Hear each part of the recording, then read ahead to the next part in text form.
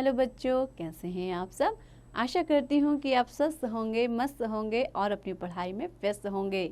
आपकी इसी पढ़ाई को आगे बढ़ाते हुए आज हम पढ़ने जा रहे हैं एक नया पाठ, एक नया चैप्टर, जिसका शीर्षक है विद्यालय और अनुशासन। बच्चों, आपके स्कूल और आपके स्कूल में जो डिसिप्लिन होता है उसके बारे में इस पाठ में बताया गया है। तो सबसे पहले पाठ का परिचय ले लेते हैं। अनुशासन की प्रेरणा देने हेतु एक लघु कथा।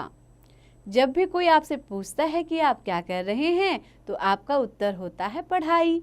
पढ़ाई का अर्थ है ज्ञान प्राप्त करना, सीखना, अर्थात पढ़कर, सुनकर अथवा देखकर जीवन में काम आने वाले गुणों को ग्रहण करना। कोई भी गुण तभी ग्रहण कर सकते हैं यदि आप अनुशासन का पालन करेंगे। तो आइए बच्चों, इस पाठ को शुरू करते हैं। आपको अनुशासन के रूप में क्या दिया गया है? एक आलेख और एक कहानी दी गई है, तो इसको ध्यान से समझिएगा। अनुशासन का अर्थ है शासन के पीछे चलना, अर्थात नियमों का पालन करना। क्या करना है? नियमों का पालन। आप कहीं भी जाएं, विद्यालय, यात्रा पर या खेलने, हर जगह नियमों का पालन करना आवश्यक है। किसी भी गुण को सीखने का सबसे उत्तम स्थान है विद्यालय, अर्थात विद्या का मंदिर। विद्यालय यानी विद्या प्लस आलय, विद्या का घर जहाँ आपको विद्या प्राप्त होती है। ज्ञान प्राप्त करने का सिलसिला माँ की गोद से ही प्रारंभ होता है। सबसे पहले जो भी सुनते हैं या सीखते हैं वह शब्द माँ है, और वो भी हम अपनी माँ से ही सीखते हैं। कुछ भी सीखना हो तो सबसे पहले उसे सुनते हैं, समझते हैं, अपने आचरण में उतारते हैं। इसीलिए छोटा बच्चा पहले कुछ समय तक सुनता है, फिर बोलता है। सीखने के नियम जीवन भर यूं ही चलते रहते हैं। विद्यालय में हम पढ़ना लिखना, खेलना कूदना, गाना बजाना आदि सीख सकते हैं, परंतु यह सब अनुशासन के बिना असंभव है।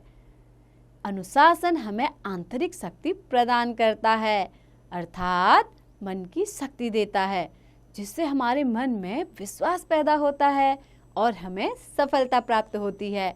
विद्यालय में सबसे अधिक विषय और नियम होते हैं। जैसे जैसे बच्चा बड़ा होता है वैसे वैसे नियम और विषय कम होते जाते हैं, क्योंकि बचपन में सीखने की शक्ति अधिक होती है। इस उम्र में सीखी गई कोई भी क्रिया जीवन भर काम आती है। विद्यालय से ही बच्चा अपने लक्ष्य की ओर बढ़ता है, जैसे व्यापारी, डॉक्टर, खिलाड़ी, नेता या अभिनेता। अनुशासन का महत्व सिखाते हुए एक लघु कथा प्रस्तुत है। बच्चों, लघु कथा यानी कि एक छोटी सी कथा, छोटी सी कहानी। किसी एक छोटे से गांव में एक भोला भाला भोलानाथ अपनी पत्नी मीरा और 5 वर्षीय पुत्र दीपक के साथ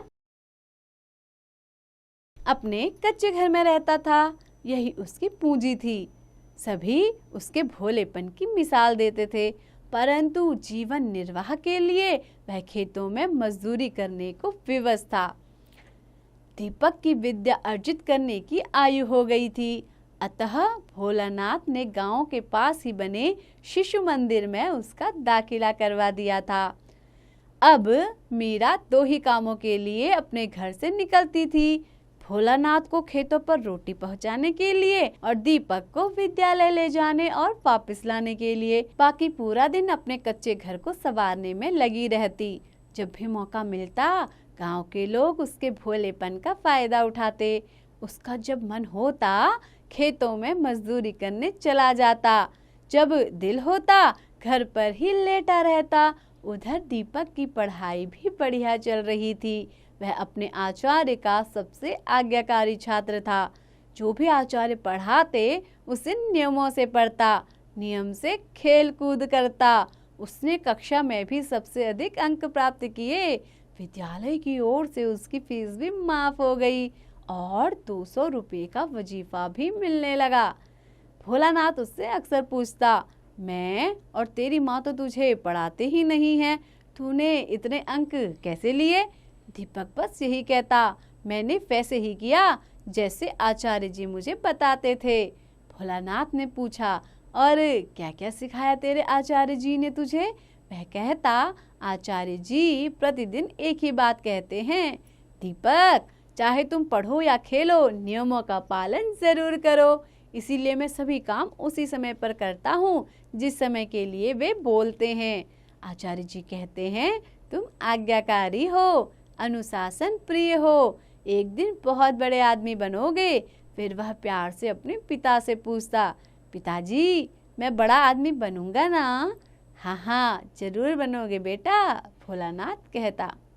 जैसे जैसे दीपक आगे बढ़ता रहा, भोलानाथ को लगने लगा कि वो सच में दीपक है जो उनके अंधेरे जीवन में रोशनी करेगा। भोलानाथ ने दीपक को मन ही मन आचार्य मान लिया था। बच्चों, आचार्य मान लिया था यानी कि अपना टीचर, अपना शिक्षक मान लिया था। रोज वो दीपक से कुछ न कुछ सीखता था। उसने भी 3 वर्ष तक लगातार मेहनत की। उसने 2 गायें खरीद ली। मीरा भी भोलानाथ के काम में हाथ बटाती। तीनों खूब दूध पीते और जो बच जाता उसे डेयरी पर बेच देते। नियमों का पालन करना उन तीनों के जीवन में उतर चुका था। गौ सेवा ने भोलानाथ, बच्चों गौ सेवा यानी कि गाय की सेवा करना कहलाता है गौ सेवा। तो गौ सेवा ने भोलानाथ और मीरा को भी नियम का पुजारी बना दिया। दीपक सेना में भर्ती हो गया। वहां भी उसने अनुशासन का पालन करते हुए खूब नाम कमाया। उसे कई पदक और सुविधाएं मिली। गांव के सब लोग भोलानाथ और मीरा की सेवा के लिए आधी रात को भी तैयार रहते। पूरा गांव दीपक की मिसाल देने लगा।